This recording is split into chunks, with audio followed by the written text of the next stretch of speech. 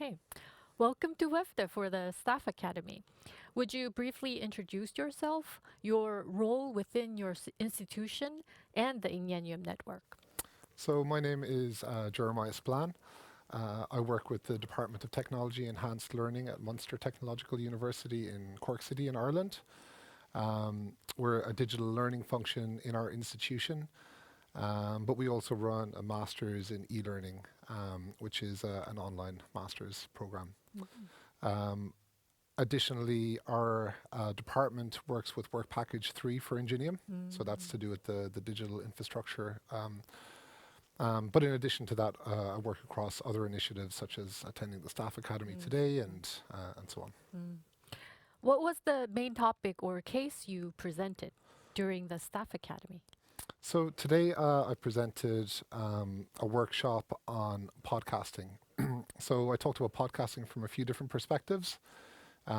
Its value in community building. So for example, my colleague Thomas Broderick and I run the INGENIUM podcast.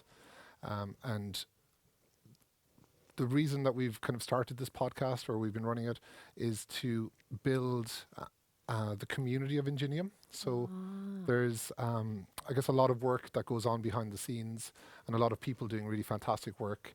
And the podcast is a way of sharing that in an informal way.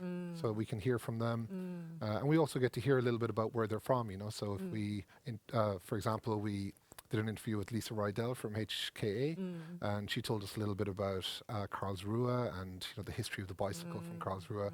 So it's a way of starting to learn about the places and the people of INGENIUM. Oh, that's very good. So that's one part of what I was talking about today. The other part, I guess, from the pedagogical side of things, is about thinking about media-based assessment or media-based assignments. For example, podcasting could be one, and that was the example I used today. But they could also be, documentary film or infographics or websites as forms of authentic assessment and alternative assessment. So rather than people using that traditional, read, write, submit, forget approach, which happens through university, Yeah. to give them projects where they can take much more ownership, that they can be collaborative projects, they can be driven by their intrinsic motivation because they've got more ownership, and they can produce a real world output that they can, use after university as a portfolio piece. So podcasting can be an example of that. I see. What are the most significant insights or outcomes from your session? I think in terms of an outcome, so the session I ran today, the first part of the session, I set up that context explaining the value of podcasting and media-based assessment.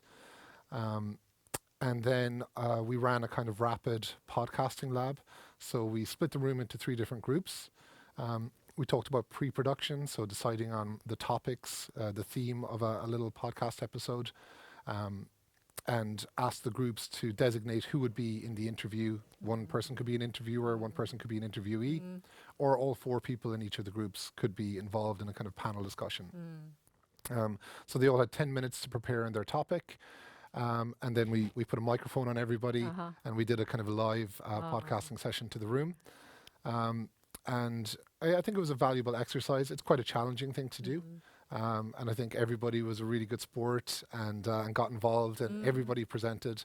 But I think the valuable outcome for staff is it kind of almost puts them back in the student's position for a little while. Exactly. And they get to practice communicating in front of a group of their peers.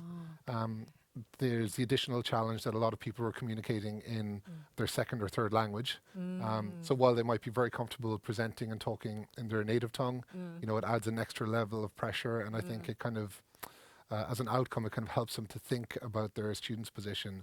But also for those who haven't tried or employed media-based assessment in their teaching, it gives them an opportunity to practice that. Exactly. And then they can think about it in terms of their discipline and take it home and go, okay, would my students like this? How would it work for them? Oh, it's very interesting. Yes. How do these insights contribute to the goals of INGENIUM in aspect of collaboration, innovation, and staff development? Yeah, so, well, I guess in terms of staff development, it was to present an alternative mode of assessment that our colleagues could take away and apply in their own discipline. So that's the kind of staff development side.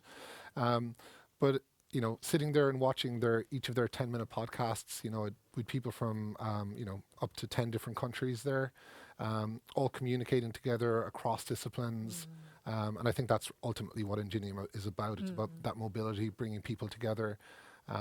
So I thought that was kind of a really nice outcome. And I think that kind of contributes to this kind of idea of INGENIUM, this kind of shared university where we're all working together.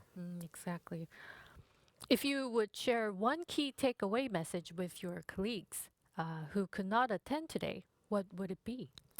Um, so something I mentioned in the workshop today was that, you know, sometimes people feel like that they have to have a media background to run these kind of assessments, Okay. and that's absolutely not the case. That, you know, if you run these kind of assessments, the main goal is to give students the opportunity to communicate their disciplinary knowledge in another way and to practice their communication skills and to build their digital literacies.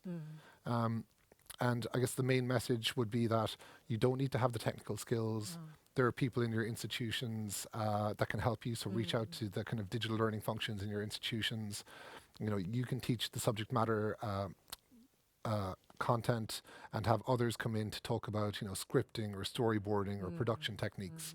And to maybe push yourself out of your comfort zone and to try some alternative approaches to assessment. True. Oh, very interesting. Thank you for today. Thank you very much.